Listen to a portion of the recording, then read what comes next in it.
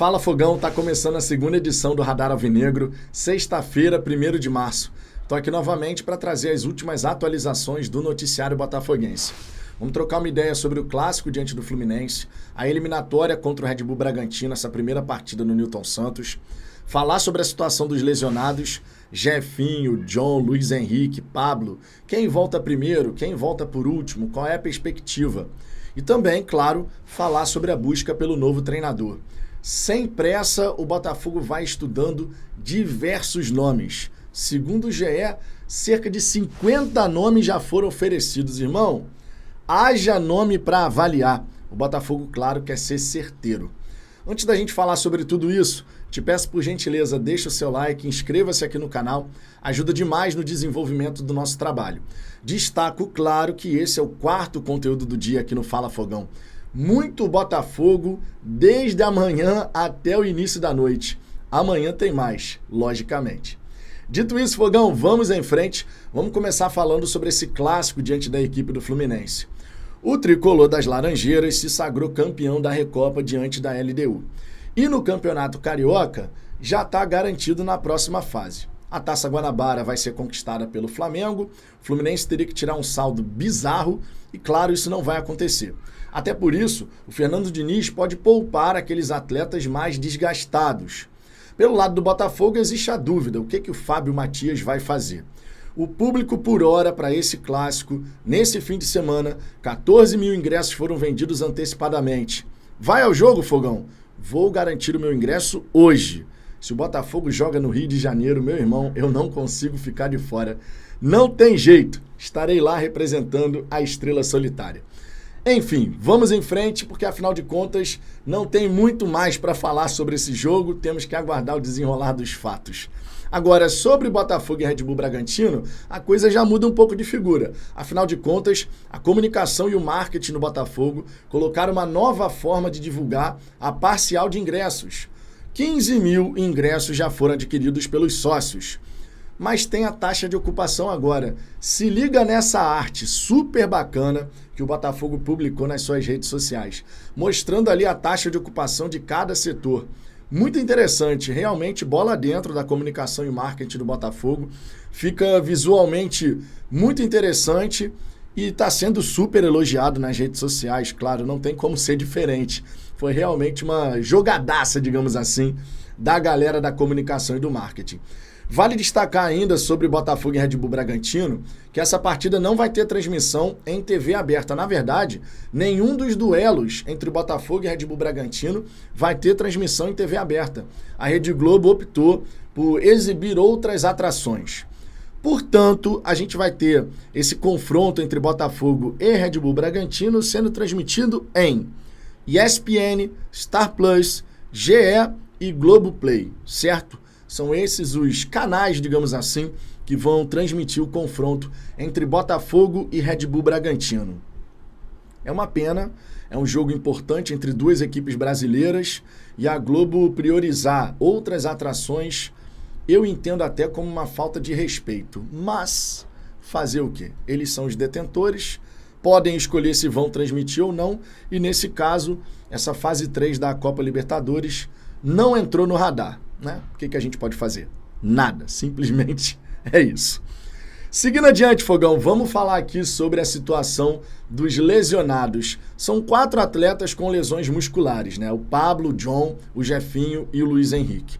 Quem que deve voltar primeiro? Bom, os indícios apontam, até pela maneira como cada atleta foi diagnosticado, a forma como sentiu a lesão, os indícios apontam que o Luiz Henrique deve ser o primeiro a retornar, seguido do Jefinho. O Jefinho teve dificuldade para sair, né, na partida que ele se machucou, tentou levantar para caminhar, não conseguiu, foi bem diferente do caso do Luiz Henrique. O Luiz Henrique saiu caminhando, mesmo que tivesse tido um problema na panturrilha. Isso porque, embora ambas as lesões sejam de grau 2, existe de repente uma diferença de área afetada. Numa lesão grau 2, só para você entender, você pode ter uma ruptura parcial de 5 a 50% da área do músculo. O que é uma ruptura parcial? Imagina uma folha de papel. Se você rasgar essa folha do papel até a metade, é uma ruptura parcial. Se você rasgar por inteiro, é uma ruptura total. E o Jefinho e o Luiz Henrique, segundo as apurações que foram realizadas, inclusive, ambos tiveram lesão grau 2. No caso do Luiz Henrique, na panturrilha, no caso do Jefinho, no posterior da coxa. Porém, no caso do Jefinho, bem como no caso do goleiro John, você teve uma lesão músculo-tendínea. Então, duas estruturas foram afetadas. Não é o caso do Luiz Henrique. Por isso que o retorno do Luiz Henrique deve estar se aproximando. O Jefinho deve demorar um pouquinho mais, tá? Deve demorar um pouquinho mais. Agora, no caso do John e do Pablo, aí a coisa muda de figura. O John ainda vai ficar algum tempo no estaleiro, né? E o Pablo a mesma coisa. Inclusive, o que se fala, segundo o Gentili, é que o Pablo deve ser o último a retornar, a ficar à disposição. É uma pena, mas essa parte física não chega a ser assim uma surpresa. Tanto na situação do Pablo quanto na situação do John. São dois atletas que a gente sabe convivem com questões físicas. O John, por exemplo, foi preterido no Santos por conta disso. O Pablo no Flamengo, quando foi 2022, ele jogou bastante no Campeonato Brasileiro. Mas depois começou a ter uma série de problemas físicos. Inclusive, ele não foi para os Estados Unidos com a delegação do Flamengo justamente porque estava com problema físico. Nesse caso, era uma tendinite no joelho. Então, assim, é um jogador que convive com esse tipo de situação. A gente espera que possa se recuperar e ficar à disposição o quanto antes. Pablo chegou em fevereiro, mas só vai poder jogar lá pro, de repente, Campeonato Brasileiro, fase de grupos da Libertadores, coisa e tal. Infelizmente, né? Infelizmente, de verdade. Agora, Fogão, e sobre o treinador? Cara, o treinador tá complicado essa situação. O Botafogo não tem pressa. Tá olhando para o Fábio Matias e enxergando ali uma segurança para poder fazer os estudos e as análises com calma, com tranquilidade. Claro que isso é positivo. Você falar, pô, meu irmão, não posso errar nessa escolha. Tem que ser um profissional que chegue de forma certeira. Então eu entendo a diretoria do Botafogo não querer anunciar assim de forma acelerada. Não precisa ser também para ontem, mas também não pode demorar uma eternidade. Tem que ter um equilíbrio nessa história no fim das contas, né? Segundo o GE, mais de 50 nomes já foram oferecidos, tanto por empresários quanto por intermediários. E o scout do Botafogo, nessa área de análise, vai justamente verificando ali nomes que possam ser interessantes. O John Textor é o grande responsável pela escolha do novo profissional. E se o sócio majoritário da SAF não está com aquela pressa, aquela coisa assim de, meu irmão, tem que escolher para ontem e tal, é isso que vai acontecer. Eu só espero que o Botafogo acerte nessa escolha e não demore assim pra caramba, porque realmente a gente precisa que esse profissional chegue, se ambiente, se adapte para que a gente possa avançar nessa temporada fazendo um grande trabalho. Não duvido que o Fábio Matias possa ser o responsável nas 2 partidas contra o Red Bull Bragantino. Realmente não duvido. Acredito que existe essa possibilidade, já que o Botafogo, nesse momento, não tem negociação com qualquer profissional, também segundo o GE. Então, existe sim essa possibilidade do Fábio Matias ser o responsável comandante nesses 2 confrontos. E espero que o profissional tenha êxito, se isso acontecer.